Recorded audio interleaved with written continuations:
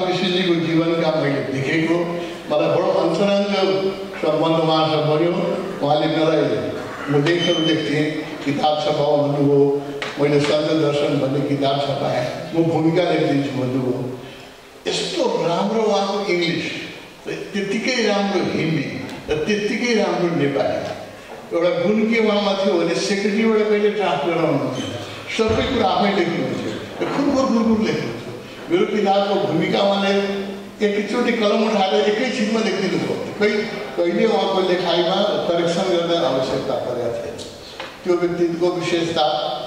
अर्को पहिलो प्रधानमन्त्री कालमा जब उहाँ प्रधानमन्त्री हुनुभयो 46 सालमा, अनेक प्रकारको इन्डिया र नेपालको बिचमा प्रतिबन्धहरू थियो, बाटो बन्द गरिरहेको थियो, अनेक प्रकारका समस्याहरू थियो। उहाँ इन्डिया जानुभयो। त्यो बेला सायद इन्डियाका प्राइम मिनिस्टर नरसिंह राव हुनुहुन्थ्यो। नरसिंह राव र लेखेर लाग्नुभयो, आफै ड्राफ्ट गरेर लाग्नुभएको थियो, कुन समस्या नेपालले भोगिरहेछ, मलाई यसमा यो सुझाव चाहिन्छ। नरसिंह रावलाई उहाँले दिनुभयो र भन्नुभयो कि मैले स्वयं ड्राफ्ट गरेर ल्याएको छु र यसमा तपाईँले हेरिदिनुहोस्, जे दिन सक्नुहुन्छ। नेपालले बडो समस्यामा छ, मलाई समाधान चाहिन्छ।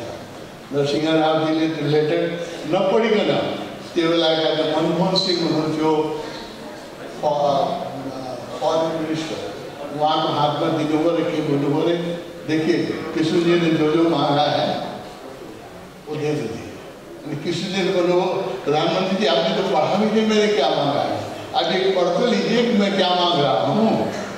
तो नरसिंह राव जी ने क्या बोलो, हिंदुस्तान के अलावा किशनजी जो भी मांगेंगे सब देने के लिए भारत तैयार है। और ये व्यक्तित्व, look at the personality of the person, यो त्यसै त हुँदैन, व्यक्तिको व्यक्तित्वले नै हुन्छ। आज इन्डियासँग एउटा सानो चिज लिएर देखाउनुहोस् त कस्तो गाह्रो छ। हाम्रो राजनेताहरू इन्डियासँग डिल गर्दै सकिराख्नु भएको छ, सानो चिज लिएर गाह्रो छ। उहाँले ड्राफ्ट लगेर जति पोइन्ट दिनुभएको थियो सबै नरसिंह रावजीले सब गरिदिए, पढ्दै नपढिकन। यो पनि एउटा ऐतिहासिक घटना हो, नेपालले यसको इतिहास राख्नुपर्छ। यस्तो प्राइम मिनिस्टर पनि नेपालमा थियो। जब इन्डिया जाँदाखेरि चन्द्रशेखर प्राइम मिनिस्टर हुनुहुन्थ्यो, त्यो बेला जाँदाखेरि किशनजीलाई भोग्नुहुन्थ्यो। प्राइम मिनिस्टरले किशनजीलाई भोगेको उदाहरण यो साधारण घटना थिएन।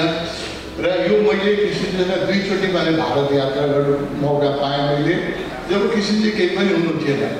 र 56 सालपछि उहाँको एक प्रकारले राजनीतिबाट सन्यासै लिइसक्नु भएको थियो र उहाँको राजनीतिक कुनै सम्भावना पनि थिएन फेरि प्राइम मिनिस्टर बन्नुहुन्छ।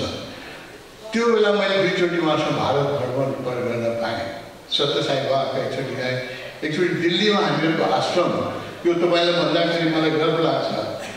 ओशो तपोवन खडा गरेपछि मैले उहाँलाई बिन्ती गरेँ, यसको उद्घाटन तपाईँले गरिदिनुपर्छ। त्यहाँ खुल्किलो थियो र ओर्लिन धेरै गाह्रो हुन्थ्यो, तब पनि उहाँ लट्ठी टेक्दै प्राइम मिनिस्टर जस्तो माथि लट्ठी टेक्दै आएर त्यसलाई चाहिँ उद्घाटन गर्छ। त्यसपछि दिल्लीमा हामीले एउटा सेन्टर खोलेका थियौँ, राजयोगाले एउटा सेन्टर खोलेको थियो। त्यसको उद्घाटनको लागि मैले कसलाई गर्ने भने मैले चिनेको त सबभन्दा वरिष्ठ व्यक्ति उहाँले हो भन्ने कुरा सुनिदिनुहुन्छ भने मैले किशनजीलाई आग्रह गरेँ।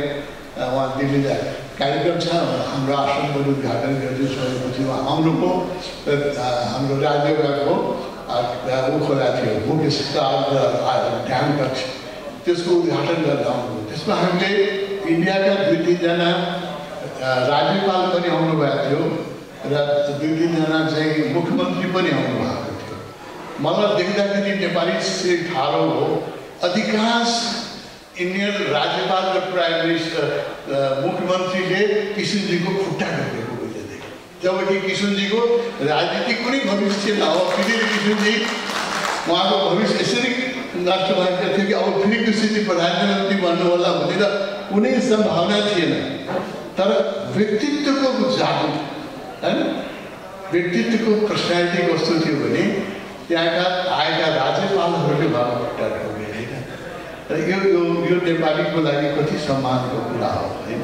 र दोस्रोचोटि सत्यसाई बाबाले जाँदाखेरि पनि उहाँसँग म सँगै गएको थिएँ र त्यसमा पनि त्यहाँका जो राज्यपाल हुनुहुन्थ्यो जब उहाँलाई राज गेस्ट हाउसमा राख्नुभयो, इज्जत गर्नु, सबै सुरक्षा दिनुभयो।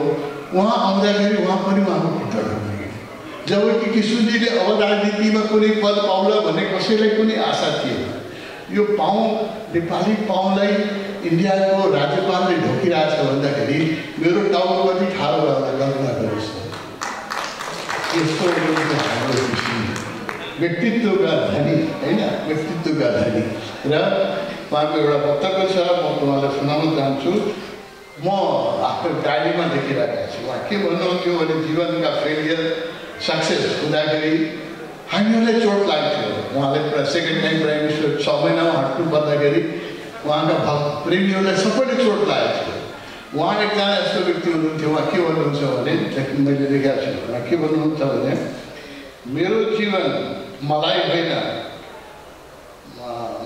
मेरो जीवन मबाट होइन परमात्माबाट प्रेरित र निर्देशित छ। खालि कमी र कमजोरीहरू मात्रै मेरो छ।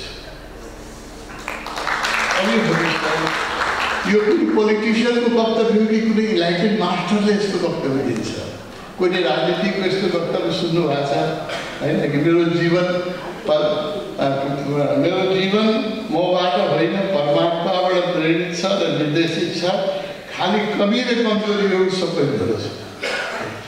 यो वक्तव्यले उहाँको उचाइ देखाउँछ। एउटै घटनाहरू मलाई याद आउँछ।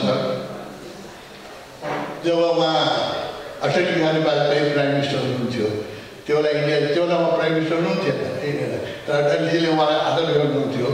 प्राइम मिनिस्टर निवासमा उहाँ जानुभयो। अटलजीले बहुत आदर साथ उहाँको स्वागत गर्नुभयो। प्रेस रिपोर्टरहरू थिए। प्रेस रिपोर्टरले के भन्यो भने वाह, दुईटै कुमार एक सिटिङ प्राइम मिनिस्टर एक चाहिँ एक्स प्राइम मिनिस्टर र दुईटै कुमार ब्याचलर देखेर मलाई बडो खुसी लाग्छ। कृष्णजीबाट थाहा छ, उहाँ एकदमै ह्युमर, उहाँको सेन्स अफ ह्युमर अति राम्रो थियो। उहाँले के भन्नुभयो भने हेर्नुहोस्, म चाहिँ कुमार होइन, अविवाहित मात्रै हुँ। मलाई कुमार नभन्नुहोस्, म अविवाहित मात्रै हुँ। र अटल बिहारी वाजपेयीतिर हेरेर भन्नुभयो। अटल बिहारी वाजपेयीको पनि केयरटेकर थियो, उहाँको पनि सेक्स लाइफ थियो। उहाँतिर हेरेर भन्नुभयो कि तपाईँको प्राइम मिनिस्टर पनि कुमार होइन, अविवाहित मात्रै हुनुहुन्छ। अब यस्तो वक्तव्य दिन सक्ने प्रेसको सामने कस्तो लिडर व्यक्तित्व होला। अटलजी रिसाउनु पनि भयो, पछि भन्नु पनि भयो उहाँले, यस्तो कुरा पनि प्रेसमा बोल्ने हो होइन। कृष्णजीको त्यो अस्पष्टवादिता, उदाहरणीय अस्पष्टवादिता थियो। र उहाँ सेन्स अफ ह्युमर जोसँग पनि ठट्टा गर्नुहुन्थ्यो, मजाक गर्नुहुन्थ्यो। मर्ने बेला जब हामी हस्पिटलमा थियो, उहाँको जुन दिन डेथ भयो, त्यो दिनको बेलुकाको म घटना सुनाउँछु। नर्स आयो उहाँलाई केही स्लाइनहरू दिनलाई। अनि नर्सले आँखा खोलेर सोध्नुभयो, नानी तिमीले बिहा गरेको छ कि छैन? तिमीले त्यहाँमै ठट्टा गरेको। अनि उसले के हो भने कस्तो कुरा, अहिले टाइममा तपाईँले के कुरा गर्नुहुन्छ? अनि होइन न, भन्न बिहा गरेको छ कि छैन? अनि मैले बिहा गरेको छैन। अनि कृष्णजीले के हेर, टाइममा बिहा गरेर त मेरै गति हुन्छ है। यो उहाँको अन्तिम वक्तव्य हो। त्यसपछि उहाँले प्राण छोडिदिनु। यो व्यक्ति जो मर्ने बेला पनि ह्युमर छोडेन होइन। र उहाँले आफ्नो व्यक्ति, म मेरो उहाँको पुस्तकमा पढ्नु होला, उहाँले लेख्नु भएको छ। मलाई त भन्नुहुन्थ्यो कि जो व्यक्ति हाँस्न सक्छ, जसलाई सेन्स अफ ह्युमर छ, जो हाँस्छ र हँसाउँछ, त्यो व्यक्ति कहिले अत्याचारी बन्न सक्दैन। त्यो व्यक्ति कहिले पनि डिक्टेटर बन्न सक्दैन। मलाई भन्नुहुन्छ तिमी हेर न, डिक्टेटरको हिस्ट्री हेरेर त कोही डिक्टेटर जसो हाँस्छ हँसाउँछ होइन। जोसँग सेन्स अफ ह्युमर छ, यसको मतलब उसको हृदय जीवित छ। र जसको हृदय जीवित छ ऊ अर्कामाथि अत्याचार गर्न सक्दैन। यस्तो कृष्णजी हाम्रो बिचमा हुनुहुन्थ्यो। आउने पिँढीलाई विश्वास पनि नलाग्ला यस्ता पनि राजनेता हुन्थ्यो भनेर, विश्वासै नलाग्ला होइन। र उहाँको मूल्याङ्कन, राजनीतिक मूल्याङ्कन छोडिदिनुहोस्, आफै भन्नुहुन्थ्यो कि राजनीतिक रूपमा म असफल छु किनभने मैले 3 चोटि चुनाव हारेँ र राजधानीबाट किशोरजी जस्तो व्यक्तिलाई चुनाव हार्नु पर्यो यो सुन्दाखेरि मलाई राजनीति किशोरजीको पराजय होइन मलाई राजनीतिको पराजय लाग्यो। कस्तो चुनावको पद्धति हामीले निकाले जसमा किशोरजी जस्तो व्यक्ति राजधानीबाट चुनाव हार्छ यसमा पनि अलि विचार गर्नु पर्यो। नोट र भोटको सम्बन्ध छुटाउनु पर्यो हैन। नोट र भोट जो जुडेका छ नि यो सम्बन्ध तोड्नुपर्छ। अहिले किशोरजी हाम्रो बिचमा हुनुहुन्न। किशोरजी नभएपछि के हो भने नेपाली राजनीतिमा मूल्यमानता खस्किया छ मैले भन्नु पर्दैन। तपाईँहरूलाई नै थाहा छ। यसलाई उठाउने दायित्व डाक्टर साहबको छ, डाक्टरको पनि दायित्व छ।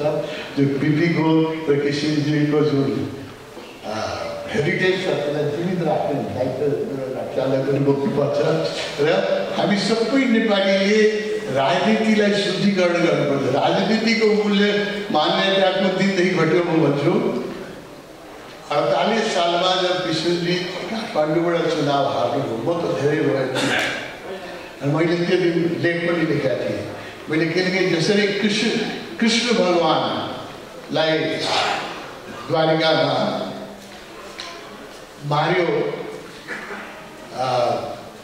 बहेलियाले मारे कृष्णजीलाई, कृष्ण भगवानलाई र कृष्ण भगवानको मृत्युको सँगै कलियुग अवस्था सुरु भयो हैन।